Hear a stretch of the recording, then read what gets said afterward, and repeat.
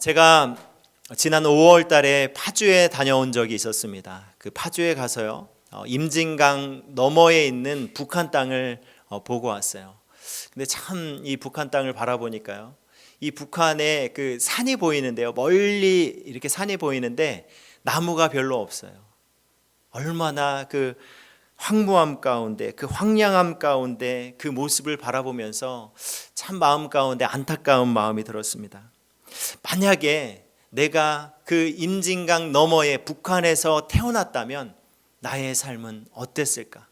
내가 그 땅에서 어떻게 살아가고 있을까? 이런 생각을 하니까 정말 마음 가운데 이 답답함이 몰려왔습니다. 지금도 북한에서는 굶주림과 빈곤 가운데 많은 이들이 고통받고 있습니다. 여러분, 개인의 자유도 없고요, 종교의 자유도 없습니다. 어릴 때부터 김일성, 그리고 김정일, 김정은, 이 3대 부자를 신격화하는 교육을 받고 이 주체사상에 세뇌된 채 살아가고 있습니다. 여러분, 이 주체사상은요, 바로 이 기독교 교리에서 예수님을 빼내고 거기에 바로 이 3대 이 부자를 넣은 거예요. 김정일을 넣어놨습니다. 김일성을 넣어놨습니다. 김정은을 넣어놓고 그들의 아버지, 그 신격화에서 그렇게 세뇌되어서 자유 없이 억압되어서 살아가고 있는 나라가 바로 여러분 북한이라는 거예요. 그 북한이 불과 여러분 지금 이곳에서 한 60km만 올라가면 북한이에요. 참 정말 이 역사적 비극입니다. 만약에 우리가 사는 이 대한민국에서 북한처럼 종교의 자유를 빼앗긴다면 여러분 어떻겠습니까? 그래서 예배 드리고 싶어도 드릴 수 없고요, 예수님의 예자도 꺼낼 수 없는 그런 세상이 된다라면 여러분 어떨까요? 예배 드리다가 걸리면 감옥 갑니다. 고문당합니다. 처형당한다면 여러분 우리의 마음이 얼마나 불안할까요? 지금 북한에서는 그런 일들이 실제로 지하교회에서 일어나고 있다라는 것입니다. 북한에서 이 교회가 탄압되기 시작한 것은 1945년 우리나라가 해방 이후부터 이 북한의 이 김일성을 중심으로 공산정부가 들어서면서부터 종교 탄압이 시작되었습니다. 그 당시 기독교 인구가 정확하진 않지만 이 한반도에 대략 한 5% 정도 된다라고 봤어요. 근데 그 중에 70%가 바로 북한 사람들이었습니다. 그러니까 대부분 북한 사람들이 신앙을 갖고 있었어요. 이런 북한의 공산주의 체제가 들어오면서부터 엄청난 갈등이 일어나기 시작했습니다. 여러분, 왜 공산주의와 기독교가 갈등이 일어나고 대립되었을까요? 그 이유는요, 공산주의 이론을 만든 창시자가 바로 칼 마르크스예요. 이 마르크스라는 사람은 이 사람의 이 철학적 토대는 바로 유물론에 있습니다. 이 유물론이 뭐냐면 쉽게 말해서 눈에 보이는 것만을 인정하는 거예요. 눈에 잡히는 것, 눈에 보이는 것만이 진짜다. 그 외에 보이지 않는 것, 하나님, 영혼, 신앙, 이런 것들은 가짜라는 거예요. 배척했습니다. 받아들이지 않았습니다. 그래서 이 칼 마르크스라는 사람은요, 종교를 인민의 아편이라고 말했습니다. 한번 보십시오. 이 역사를 한번 보세요. 세계 역사를 보세요. 공산주의 이 나라 체제 가운데 그 안에 기독교는 없습니다. 말로는 그 기독교가 있다고, 교회가 있다고 말하지만 실상은 여러분 없어요. 그러니까 이 공산주의와 종교는 같이 갈 수 없고 갈등이 일어날 수밖에 없는 거예요. 이 공산주의는 반기독교적이고 역사적으로 여러분 잘못된 이념입니다. 그런데 공산주의는요, 얼마나 좋은 말로 사람들을 현혹하는지 몰라요. 너 먹고 사는 거 너무 힘들지? 이 세상 가운데 돈 많은 사람만 잘 살지, 너무 억울하지, 평등하게 해줄게, 모두가 다 평등하게 잘 살게 해줄게, 그렇게 사람들을 현혹하는 것이 바로 공산주의입니다. 실제 이 공산주의는요, 개인의 재산을 없앱니다. 다 모조리 뺏어서요, 그 재산을 공공의 것으로 해서 모두가 평등하게 나누어 쓰는 것을 말합니다. 이 땅의 유토피아를 꿈꾸는 것이 바로 공산주의예요.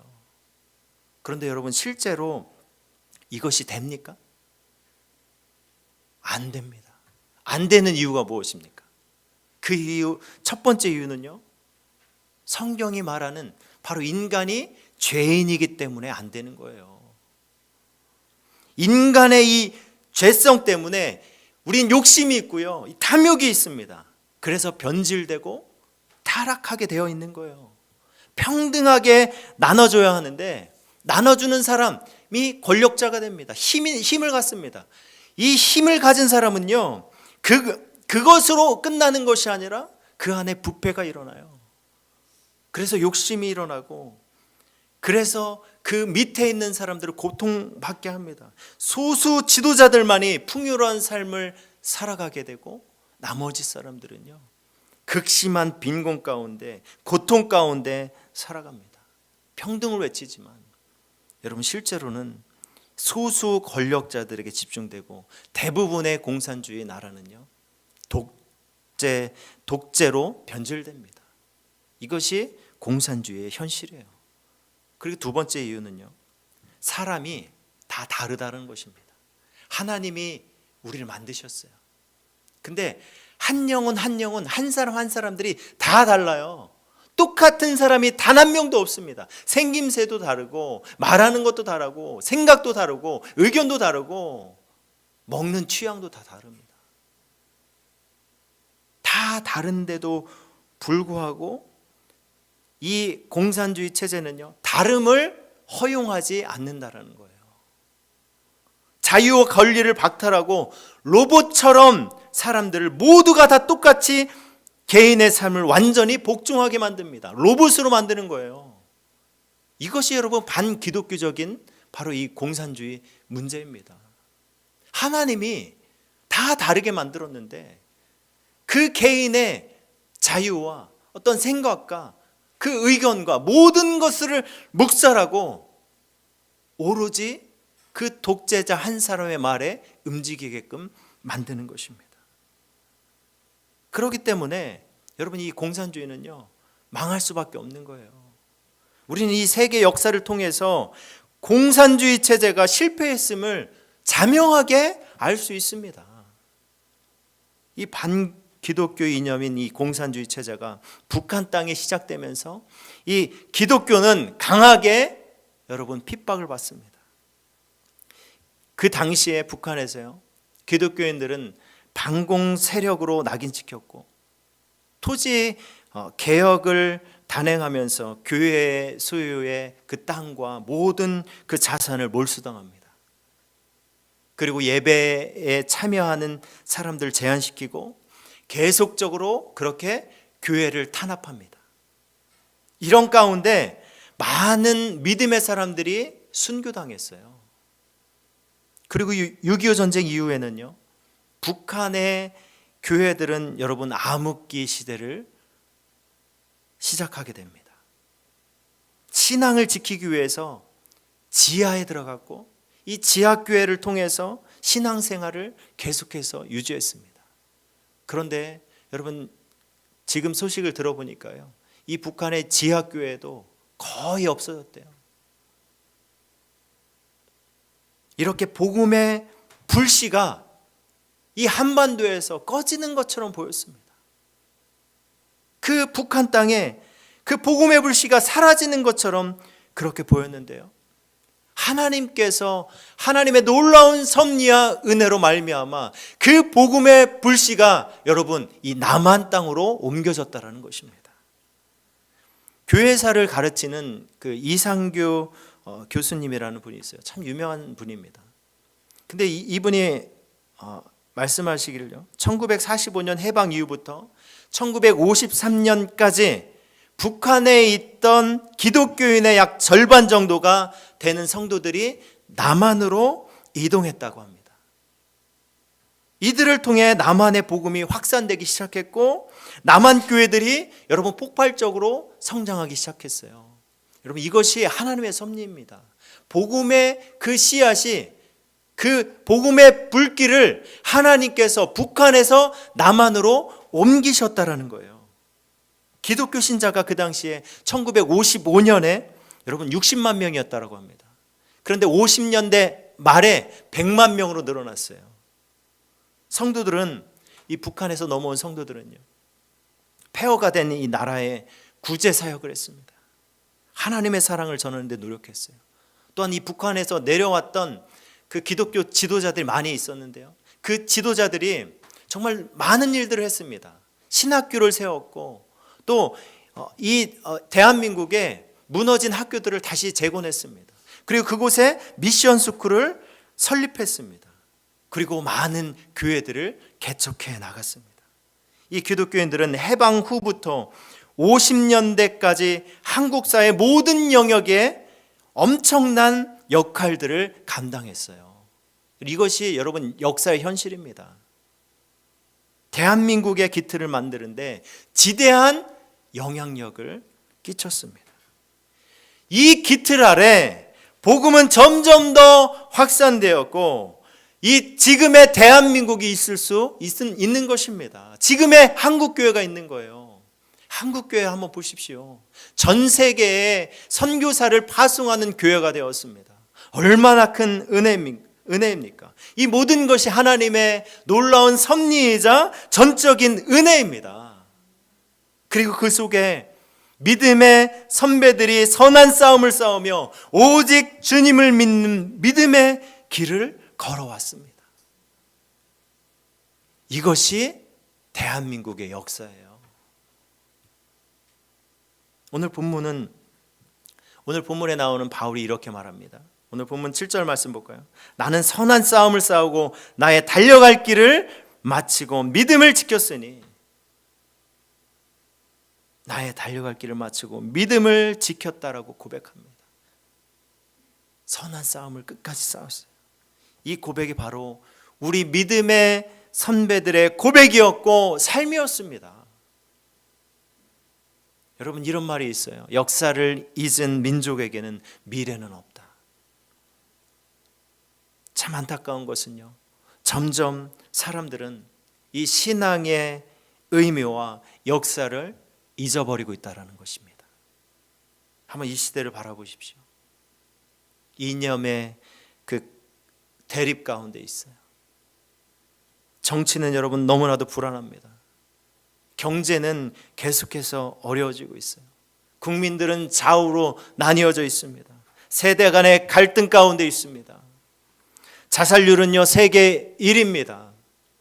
가정은 무너지고 있어요. 어느 순간부터 여러분 대한민국이 마약 청정지대라고 했는데 이 마약이 급속도로 퍼지고 있습니다. 제가 얼마 전 TV를 보니까요, 그냥 일반인, 그냥 과거에는 어떤 문제가 있거나 어떤 불량한 삶을 살았거나 어떤 조폭이나 어떤 그런 사람들이 마약을 했는데요, 지금 일반 직장 생활하고 아주 평범한 사람들이요 30분 안에 마약을 구할 수 있습니다. 연락을 할 수 있고요, 수도권 내에서 원하면 얼마든지 구할 수 있는 게 마약이에요. 그 일반인이 마약에 중독되어서 참 제가 그걸 보면서 야 진짜 심각하구나. 우리나라 그렇게 됐어요. 지금 대한민국은요 종전이 된 것이 아닙니다. 휴전 상태예요. 여전히 남과 북은 대치 중에 있습니다. 북한의 첫 번째 전략이 뭔지 아십니까? 적화통일이에요. 그 적화통일의 전략이요 처음부터 지금까지 여러분 변함이 없습니다. 바뀌지 않았어요. 이런 역사적 현실 앞에 사람들이 무감각해지고 있다는 거예요. 지난 6월 6일이 현충일이었습니다. 제가 보니까요, 그날 참 마음이 안 좋았어요. 왜 안 좋은지 아십니까? 태극기를 건 집들이 거의 못 봤습니다. 저희 집에서 보면 아파트 단지가 보이거든요. 베란다가 보이거든요. 없는 거예요. 사람들이요, 우리의 역사를 점점 잊어가고 있습니다. 무감각해지고 있습니다. 여러분 다 알고 계시죠? 이스라엘과 지금 이란의 이 전쟁, TV 뉴스를 통해서 보셨을 거예요. 그 도심 한가운데 미사일들이 막 떨어집니다. 와, 여러분 한번 그런 실제 미사일이 이 대한민국에 떨어진다라고 생각해 보십시오. 이거 진짜 엄청난 일입니다. 대한민국은 우리가 느끼지 못하지만 지금 엄청나게 위험한 상황 가운데 노출되어 있습니다. 그것을 우리나라 사람들만 몰라요. 더 큰 문제는 뭔지 아십니까?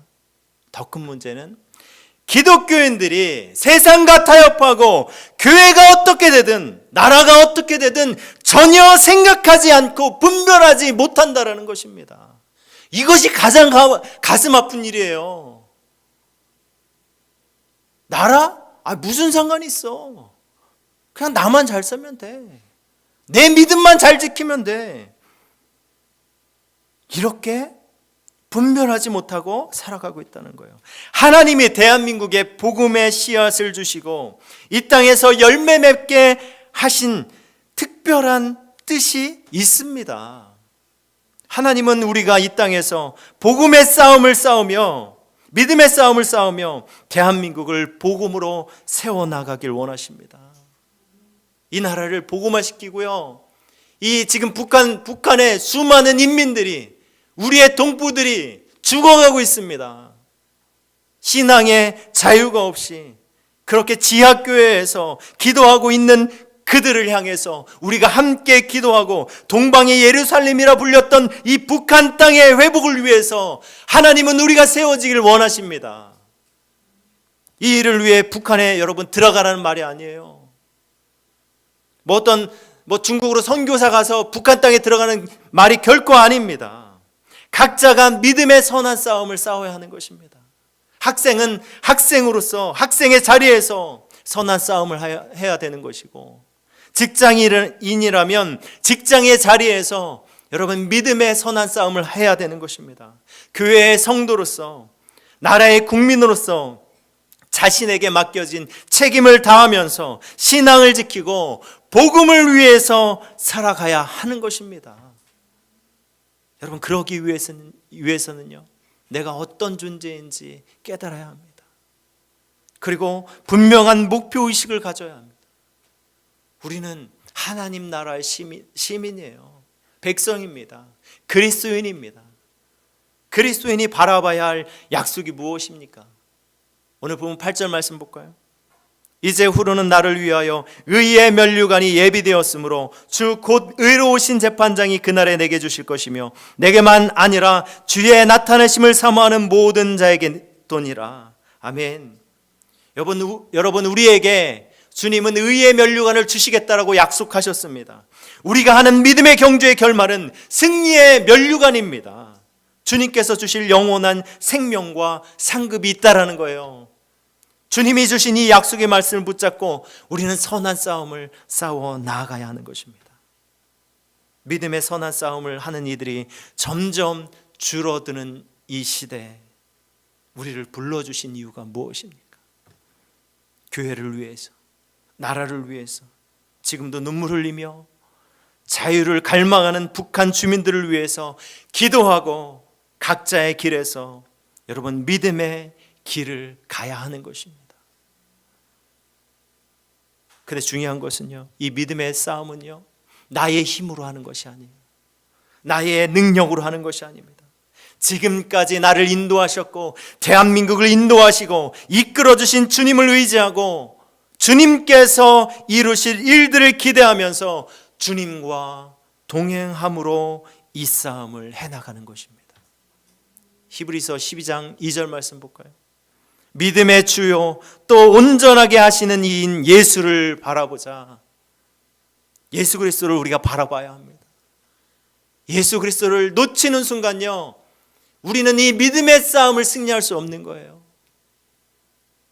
우리의 마음 가운데 예수가 아닌 다른 것이 자리 잡는다면 우리는 이 싸움을 해나갈 수 없는 것입니다. 우리 예수 그리스도를 바라봅시다. 그 예수님께서 이 땅에 복음의 불씨를 살려주셨고, 이곳에 이 남한 땅에 복음의 불씨를 세워주셨습니다. 우리 예수 그리스도를 바라보면서 각자의 자리에서 믿음의 선한 싸움을 싸우며 나아가는 우리 동산의 가족들 되시길 주님의 이름으로 축복합니다. 이제 말씀을 마무리하겠습니다. 말씀을 준비하면서요, 왜 하나님이 우리에게 이렇게 큰 은혜를 주셨을까? 상상만 해도요, 만약에 내가 북한에 태어났다면 지금 어떤 삶을 살고 있었을까? 너무나도 비참한 거예요. 이 3대 부자, 지금 이 김정은 체제 가운데 완전히 세뇌당해서 자유도 없이 그렇게 하루하루 먹을 것이 없어서 그렇게 죽어가는 그런 삶을 살고 있었을 것입니다. 그런데 하나님께서 정말 우리에게 은혜를 주셨어요. 그 복음의 불씨를 대한민국으로 옮기셔서 이 자유 대한민국을 통하여서 이 한국교회가 이렇게까지 성장했고 우리가 마음껏 예배하는 그런 나라가 되었습니다. 왜 우리에게 이 은혜를 주셨을까요? 너 축복 줬으니까 잘 먹고 잘 살아라, 그렇게 하기 위해서 우리에게 이 축복을 주신 것입니까? 아니에요. 하나님 우리에게 역사적 사명을 주셨습니다. 하나님 우리를 통해 우리 민족을 깨우고 억압받는 북한 동포를 위해 기도하고 동방의 예루살렘이라고 불렸던 북한 땅을 회복시키기를 원하십니다. 그리고 이 복음이 열방을 향해 나아가길 간절히 원하십니다. 여러분, 이것이 주님의 꿈이고 우리를 세우신 이유고 이 대한민국 땅에 복음의 불길을 세우신 이유입니다. 그 주님께서 주실 의의 면류관, 그것을 바라보면서 끝까지 선한 싸움을 싸워 그 의의 면류관을 받는 그 믿음의 길을 걸어가는 우리 동산의 가족들 되시길 주님의 이름으로 축복합니다.